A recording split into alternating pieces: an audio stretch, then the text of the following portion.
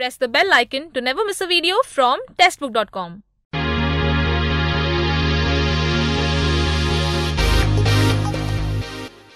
Hello नमस्कार, welcome to टेस्टबुक.com। और आज हम पढ़ेंगे अपने ब्लड रिलेशन का नेक्स्ट टॉपिक जो है कि पजल। ठीक है, तो अभी तक खून के रिश्ते बनाना सीख लिया ना, कैसे फैमिली ट्री बनाना है, कैसे एलिमेंट्स को पुट करना है, कैसे उनका जेंडर डिफाइन करना है, ये सारी चीज़ें सीख ली। अब उन सब का मिक्सअप करके आइए सीखते हैं कि कैसे वो पजल सॉल्व करेंगे। तो ये पजल्स आपको बैंकिंग एग्जाम में और आपके एसएससी के एग्जाम में भी पूछी जा सकती हैं। तो आइए सीखते हैं कि कैसे हम उन पजल्स को करेंगे, हमारा अप्रोच क्या रहना चाहिए और हम कैसे उन पजल्स को जल्दी सॉल्व कर रहे हैं। एक चीज़ और, जो रिक्वेस्ट आप भेज रहे हैं ना, बहुत अच्छी बात है। जब मैं एक्सेप्ट कर रहा हूँ तो हाय भेजने का क्या मतलब है? हाँ ठीक है, एक्सेप्ट किया, हाय हो गया, क्वेश्चन भेजिए ना, क्वेश्चन डिस्कस करते हैं। तो शुरू करते हैं अपनी पहली पजल के साथ। और आपकी पजल आपकी स्क्रीन पर, आपकी पजल की डायरेक्शन है कि 6 लोगों की फैमिली है जिसमें AOCBFY, इसमें 3 मेल और 3 फीमेल हैं, 2 मैरिड कपल हैं और हर एक मेंबर एक अलग अलग डिफरेंट क्यूजीन को पसंद करता है, जैसे Chinese, Italian, Japanese, Thai, Mexican और फ्रेंच। आपसे आगे बोला गया F, जिसको इटालियन फूड पसंद है, वो A की मदर इन लॉ है जो C की वाइफ है। B Y का फादर है, O Y की सिस्टर है और उसको मैक्सिकन कुजीन पसंद है। C को फ्रेंच फूड नहीं पसंद है। अब इस स्लाइड का आप एक स्क्रीनशॉट ले लीजिए और फिर हम अपने क्वेश्चन को शुरू करते हैं।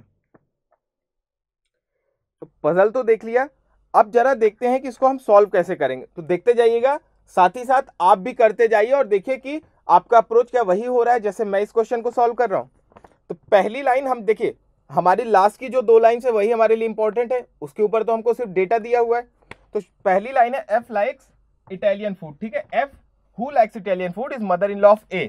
तो ये जो F है इसको इटालियन फूड पसंद है। ठीक है, जेंडर अभी बात नहीं करेंगे इसका, इसको इटालियन फूड पसंद है और ये है मदर इन लॉ A की। ठीक है, A की मदर इन लॉ है। अब A की मदर इन लॉ मतलब कि फीमेल हो गई। अब मदर इन लॉ है तो A जो है यहां पर A के साथ कपल बनेगा ना। यहां पर जो भी पर्सन होगा इस जगह पर उसकी मदर होगी F और A की मदर इन लॉ है। आगे आपसे बोला A who is wife of C, तो ये आपका जो A है ये आपका C का वाइफ है। ठीक है, तो ये आपकी C की वाइफ हुई। अब C की वाइफ है तो C आपका मेल और A फीमेल।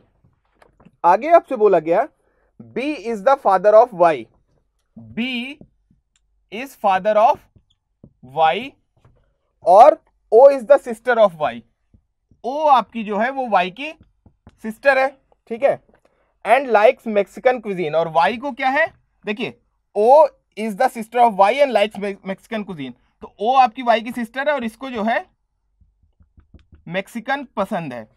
ठीक है, और आगे बोला है C does not like French fruit, तो C आपका जो है इसको जो है फ्रेंच नहीं पसंद। तो हमने उसको क्रॉस कर लिया। अब यहां पर हमको जितनी भी इंफॉर्मेशन दी थी वो पूरी बोर्ड पे आ गई। अब देखिए यहां पर F, A और C का तो डायरेक्ट इंफॉर्मेशन दिया हुआ था, लेकिन B, Y, O और C, ठीक है, इनके बारे में हमको डायरेक्ट रिलेशन वहां से नहीं मिल रहा है। तो हमारी कंडीशन क्या हो सकती है, B को हम या तो इस जनरेशन में रख सकते हैं, सेम जनरेशन में, या यहां रख सकते हैं, या इसके ऊपर जा सकती है, या इसके नीचे आ सकती है। 4 ही ऑप्शन हो सकते हैं। ठीक है, अब एक लाइन जो आपसे बोली गई थी वो थी कि हमारे पास 2 कपल हैं, बोला था 2 कपल। ठीक है, तो अगर उस कपल के अकॉर्डिंग देखें और B को हम यहां पर सेट करें, ठीक है, B मेल और B को हमने F के साथ सेट किया और हमने ये दूसरा कपल अगर बनाया, ठीक है, तो B के साथ क्या होगा, इसका बच्चा हो गया Y, ठीक है, और O, तो O आपकी फीमेल। अब देखिए आपसे बोला गया था 3 मेल हैं और 3 फीमेल हैं, तो आपकी फीमेल 1, 2 और 3 हो गई, तो Y जो है वो आपका मेल होगा। ठीक है, अब ये जो F थी वो इनकी मदर थी, O Y, देखिए A की मदर इन लॉ थी, C की मदर बन रही थी, तो ये O Y और ये C और ये O और Y, ये तीनों सिबलिंग्स होंगे। ठीक है, O Y और C सिबलिंग्स हैं। ये A जो है इन दोनों की सिस्टर इन लॉ है और B और F जो है वो A के फादर इन लॉ और मदर इन लॉ होंगे। तो ये आपका रिलेशन बनेगा। ठीक है, अगर हम इस ओ और वाई को डायरेक्ट सेट करना चाहे तो हम इसको इधर से सेट कर सकते हैं, यहां पर ओ फीमेल, ठीक है, और वाई आपका मेल। अब ये तो हो गई हमारी इंफॉर्मेशन। ठीक है, इसको हटा के हम ये हमारा बोल सकते हैं, ये हमारा फैमिली ट्री बना। अब बात कर लेते हैं जरा सबके फूड्स की। ठीक है, देखिए इटालियन हमको पता था, आगे हमको पता है कि वाई जो है उसको मैक्सिकन पसंद है, तो वाई का मैक्सिकन हो गया।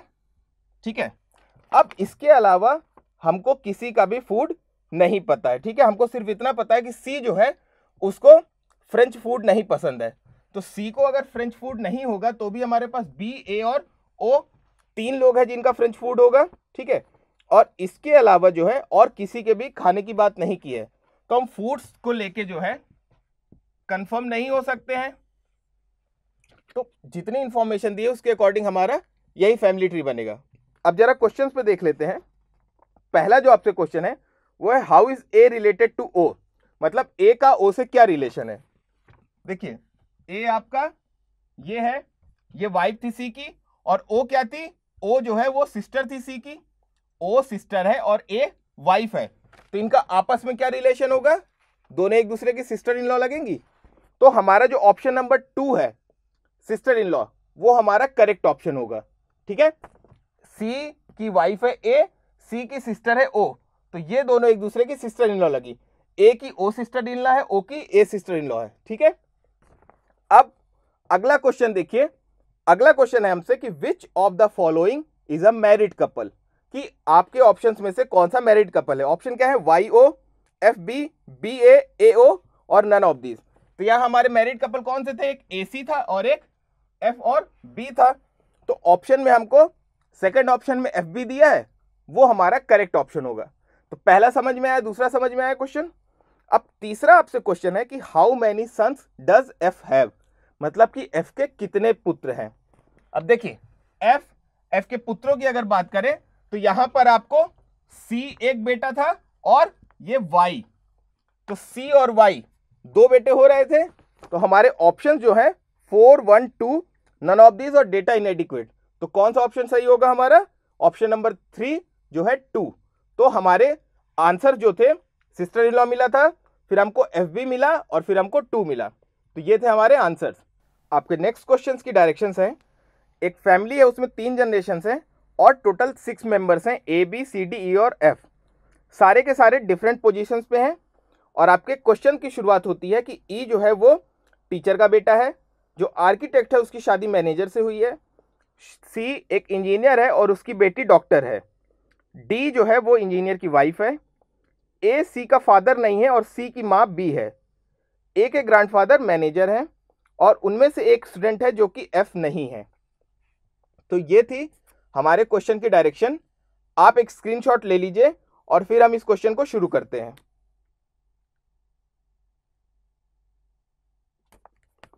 तो देखिए अब क्वेश्चन अगर शुरू करें तो हमसे बोला है 6 मेंबर्स 3 जनरेशन। ठीक है, 3 जनरेशन मतलब एक जनरेशन यहां, एक जनरेशन यहां और तीसरी जनरेशन यहां। ठीक है, तो 1 2 3 हमारी जनरेशन हो जाएंगी।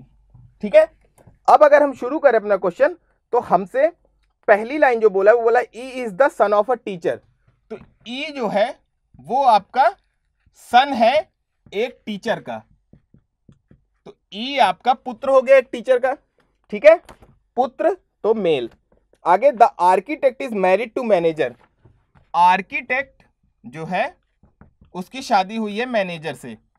अब अभी तक इस इंफॉर्मेशन से हमको नहीं पता चला कि पहली दूसरी या तीसरी जनरेशन में से ये कहाँ आएंगे, इसलिए इनको साइड में लिख रहे हैं। जैसे ही कोई डेफिनेट इंफॉर्मेशन मिलेगी कि उसको किसी जनरेशन में सेट कर सकते हैं, वैसे ही हम उसको वहां पर जनरेशन में रखेंगे। आगे लाइन है C is an engineer and his daughter is a doctor. तो सी आपका एक इंजीनियर है, ठीक है, और आगे बोला एंड हिज डॉटर, हिज बोल दिया मतलब कि वो मेल होगा, हर बोलता तो वो फीमेल होता, तो हिज है तो ये मेल हुआ, और इसकी डॉटर जो है वो आपसे बोला कि वो एक डॉक्टर है, तो ये डॉक्टर और ये फीमेल होगी। ठीक है, आगे बोला D is the wife of an engineer. D जो है वो इंजीनियर की वाइफ है, एक कपल बनेगा यहां पर। आगे बोला है A is not C is father and C is mother is B. यहां पर देखिए सी की मदर की बात हो रही है, ठीक है, और सी की पुत्री डॉक्टर है। इसका मतलब क्या होगा, अगर मदर होगी तो एक जनरेशन ऊपर और पुत्री एक जनरेशन नीचे, तो सी आपका आ गया इस जनरेशन में। आया सेकंड जनरेशन में तभी तो उसके एक ऊपर और एक नीचे की बात करेंगे। अब सी यहां आया तो सी था आपका मेल और ये था इंजीनियर। सी के साथ आपका आया डी और जो डी है फीमेल, ये आपका एक कपल बन रहा है, ठीक है। अब इसमें आपको दिया था इसकी बेटी जो है वो डॉक्टर है, हमको नहीं पता कि उसका नाम क्या है, लेकिन वो एक डॉक्टर है। आगे आपसे बोला गया A is not C is father and C is mother is B. तो इस सी की जो मां है वो बी है, ठीक है, बी मां है, ए पिता नहीं है। आगे बोला गया E's grandfather is a manager. A के जो ग्रैंडफादर है वो मैनेजर है, ठीक है। अब देखिए ग्रैंडफादर होंगे मतलब कि इस जनरेशन में होंगे ना, यहां से अगर जनरेशन शुरू करें तो ग्रैंडफादर इसमें होंगे। अब ये अगर होगी तो ये डॉक्टर की ग्रैंड मदर होगी, ग्रैंडफादर कोई और होंगे, तो जो भी ग्रैंडफादर है जो मेल होंगे वो एक मैनेजर है। बात सही है। अब देखो क्या था, मैनेजर की शादी हुई है आर्किटेक्ट से, तो ये जो बी होगी ये आर्किटेक्ट हुई, मतलब कि ये जो दादी हैं ये बिल्डिंग बनाती हैं, ठीक है, और इनके जो पति हैं वो मैनेज करते हैं चीजों को। अब आगे बोला गया आपसे one of them is student who is not F. तो इनमें से एक स्टूडेंट है जो एफ नहीं है, ठीक है, इतनी बात थी। अब एक चीज और देखिए, यहां पर हम 1 2 3 4 5 लोगों को सेट कर चुके, ठीक है। अब यहां पर एक लाइन थी ये कि ई जो है वो टीचर का पुत्र है, ठीक है। तो अगर यहां पर ई को रखे पुत्र तो ये डी आपकी टीचर हो गई, ठीक है, डी टीचर हुई और डी का पुत्र हुआ ई। अब हमारे पास क्या बचा, देखिए ए बचा और एफ बचा। ए के ग्रैंडफादर मैनेजर थे तो ए हो गई ये डॉक्टर, मतलब कि ए और ई आपके जो है ये सिबलिंग्स हो गए, और यहां पर आपका आ गया एफ, तो दूसरा कपल बने आपके ये आर्किटेक्ट और मैनेजर।